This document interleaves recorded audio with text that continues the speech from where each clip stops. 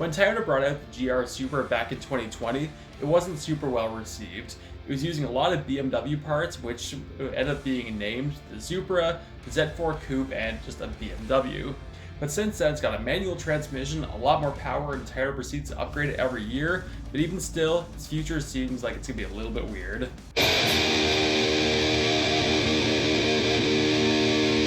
What's up, and welcome back to the Metalhead Car Show. There's been a lot of reports of the Supra and kind of what's coming up for the future, mainly the Gen 6 Supra. So I want to get into that and look at what's to come in the future. The first thing we know is coming up is a car called the Supra GR MT. Now the GR name is Gazoo Racing, and the MT means Meister of the Nürburgring, which GRMT rolls off the tongue way better than Gazoo Racing Meister of the Nürburgring edition. But it's going to be using the BMW M4 CSL engine. So what we'd expect from this is a 530 to 550 horsepower manual rear-wheel drive Supra coming in the next couple years. That's really exciting, because not just is that a 220 horsepower increase from what we got back in 2020, but we're going to have a brand new JDM car that's rear-wheel drive, manual, and all-engine, no hybrid system, no EV. Now, since Toyota is still doing parts sharing with BMW, this engine is coming from the brand new BMW M4 CSL, which makes very similar power. I think it's rated to 543 horsepower. It does 0 to 60 in the low threes, and it's going to be a track monster. Now, I do think there's going to be a bit of a price difference, as when the new M4 CSL actually goes for a starting price of $184,000, the current GR Supra starts at about $69,000. Nice. My estimate, I think the GR MT Supra is going to be around $90,000 to $110,000, maybe $120,000 after options and taxes and everything said and done. Of those two, which I rather? Supra all day long. I generally like the Supra. I've always liked the Supra. And if there's going to be a pretty notable weight difference between those two, I'm going Supra all day long. That thing's be a rocket ship.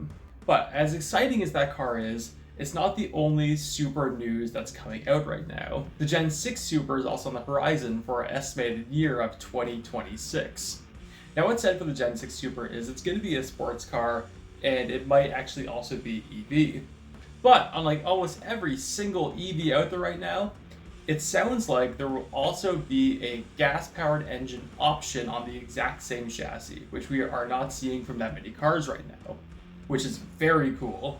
But when I heard this, it kind of occurred to me that some of this sounded familiar, despite I've never actually seen this car before. It all sounded a little bit familiar, and that's because I think we've already seen this car. Last year, Lexus showed off a car that's called the Lexus EV Supercar, which Lexus said would be an EV replacement for the LFA.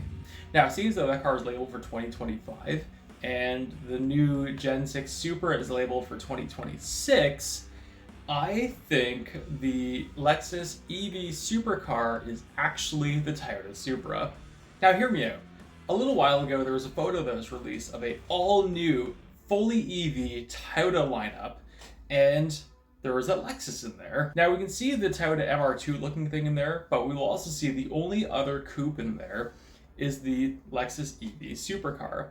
Now I severely doubt Toyota is going to go make another chassis for the Supra when that would already exist, and the Supra already has a proposed release date of 2026. And for those saying it's likely going to be another BMW chassis, BMW Z cars are not looking good going down the road. It is severely debated whether it's going to be a new Z car, and if there isn't going to be a new Z car, that means Toyota is completely on their own for making a new chassis for a new Supra. So I think this current Supra will be the final BMW partnership Supra we're going to see, and the next one will be all in-house. But fortunately, I personally think the new Lexus EV Supercar actually looks really good, and if they can get a twin-turbo 6-cylinder of some variety in there and a manual transmission in there, that would be awesome. And Toyota's also said they're working on a manual EV. I don't know how that's going. I don't know how it's going to work. I don't know if the transmission can actually handle just instant power, but it'll be really cool to see. And if Toyota can get a manual transmission to work with an EV, or if they can use the same technology Koenigs is currently using for their manual transmissions, then maybe it'll work. But if they can make it work, That'll be a game changer. Now, one of the constant issues I keep hearing with people with EVs is they all kind of operate and feel the exact same way. Instant torque, instant power, and go. And that's how they all operate. So if Toyota can do something that truly might end up being slower, but can give a completely different driving feel, that will put them ahead of the curve among everyone else doing performance-based EVs. So the Toyota Supras Future is looking weird, but it looks like there is actually a future, which is always going to be a plus sign. But I want to know, what do you think? Are you excited for the Toyota Supras Future, or are you extremely skeptical towards where things are going? Let me know in the comments. Thank you all so much for watching. Like, subscribe if you enjoyed what you've seen. I post on Tuesday, Friday, and Sunday, and I'll see you later.